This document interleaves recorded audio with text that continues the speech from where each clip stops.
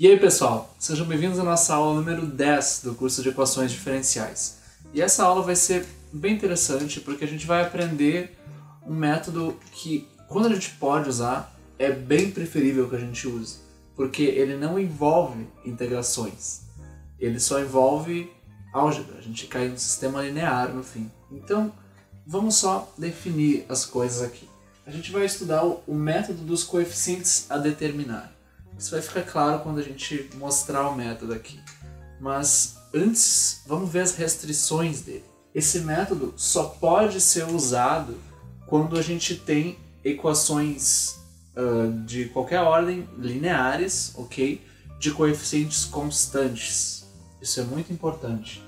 Então, vamos supor tudo de ordem 2 aqui, mas isso novamente se aplica para ordem mais alta. A ideia é exatamente a mesma. Então, supondo para a ordem 2, vamos supor uma equação de coeficientes constantes. Então, como é que fica? A nossa forma geral é um y duas linhas mais p de x, y' mais q de x, y igual a um certo r de x. Aqui a gente vai restringir.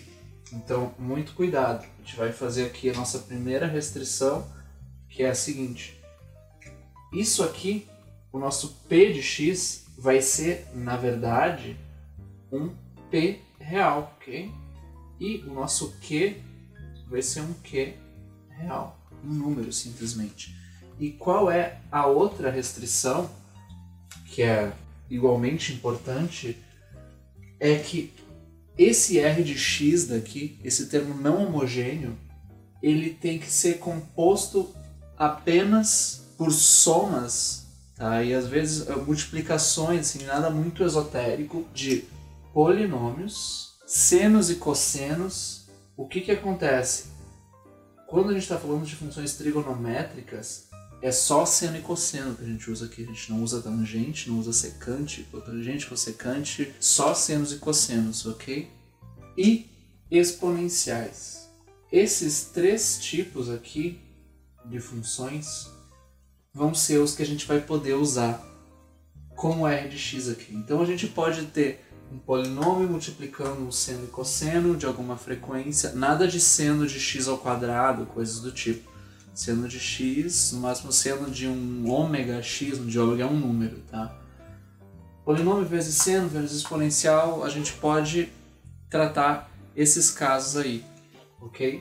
Então essas são as restrições, então a gente só pode usar esse método quando for esse caso aqui. Vamos mostrar como é que a coisa funciona de verdade. A primeira coisa que a gente tem que fazer é uma observação que a gente já fez na aula anterior, mas que é a seguinte. A gente pode definir um operador linear L de y definido por y duas linhas mais um p real vezes y' mais um q vezes y. Esse aqui seria o lado esquerdo da equação que a gente está tratando, ok? Então, a gente pode supor ele assim, porque a gente pode dividir pelo termo do y duas linhas e essa constante vai cair lá no termo não homogêneo, ok? Então a gente pode sempre supor assim. Agora, vamos analisar o que acontece quando a gente aplica uma exponencial aqui. O que acontece? Se a gente considera uma função com certa constante c vezes uma exponencial de e na ax, onde esse a é um valor real, o que acontece? Pela linearidade que a gente já estudou, a constante pode cair fora, então fica e na ax, e esse operador aqui, aplicado em e na ax, vai caindo um a cada derivada que tem. Então isso aqui fica c vezes a ao quadrado e na ax mais p a e na ax mais q e na ax.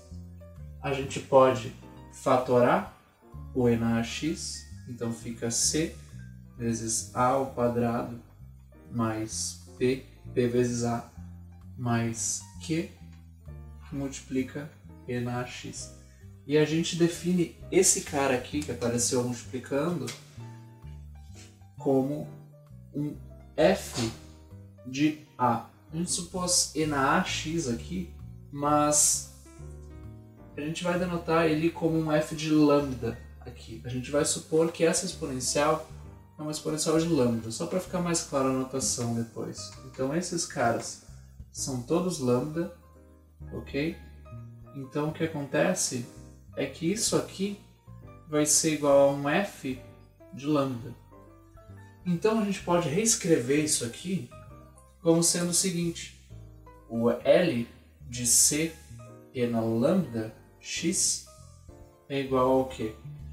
É C vezes o nosso f de lambda, esse cara aqui, vezes e na lambda t. Esse cara é o polinômio característico, que a gente já estudou também. E isso aqui obviamente independe da ordem dessa equação. A gente está fazendo para a ordem 2 para simplificar as coisas, mas pode ser para a ordem 3, 4, 5, o que for. Então, essa observação é crucial aqui, por motivo que a gente já vai estudar. Agora, vamos fazer uma trajetória pelos tipos de solução que a gente pode ter no R de x e como é que a gente vai descobrir qual vai ser a solução particular para ter aquele lado esquerdo, aquele lado direito na equação.